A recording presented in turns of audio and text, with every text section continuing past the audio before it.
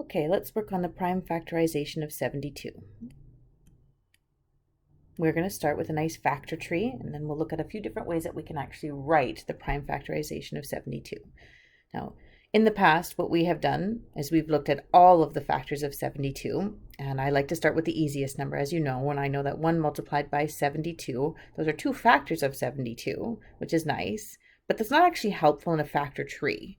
A factor tree itself, we want to break that number down into smaller bits and smaller bits and smaller bits.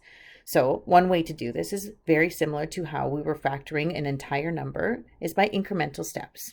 We did 1 in 72. That's not helpful to break this factor tree down, so let's go to the next one, and that's 2.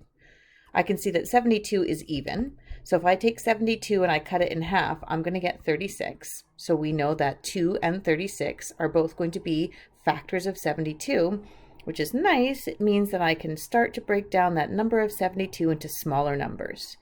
A couple of nice things here. 2 is a prime.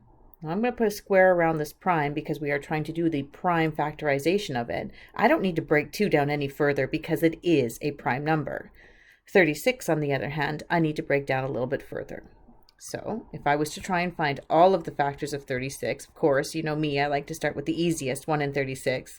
Not super helpful for a factor tree, so we move on to the next one. That's going to be a 2, and I know 2 multiplied by 18, or in other words, 36 cut in half is equaling to 18, are going to be the partners that break down the number 36 in my factor tree.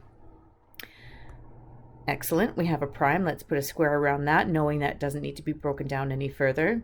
18, on the other hand, does. We can continue in this method here. We know 1 and 18 are not going to be helpful, so let's go up to the next highest number, which is 2. 2 multiplied by 9 is going to get me to my 18. I get to square up my 2 there because it's a prime. I'm going to move on to the 9. 9 is not a prime.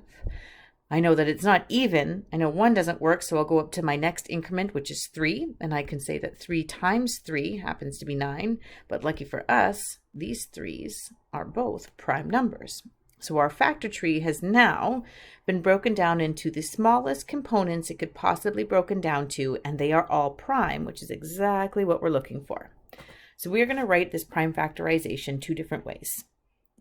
Factor trees are a little bit messy, especially when we want to have a nice clean answer. So we can say that 2 is actually equal to the same thing as 2 multiplied by 2 multiplied by 2, because there was 1, 2, 3 of them, multiplied by 3 multiplied by 3.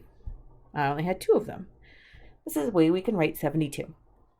Another way that we could write this is by using our exponent laws from grade 9. I know that if I have 3 2's, I could write that as 2 cubed. And if I have 2 3's, I could write that as 3 squared. So this is the nice clean answer of the prime factorization of 72.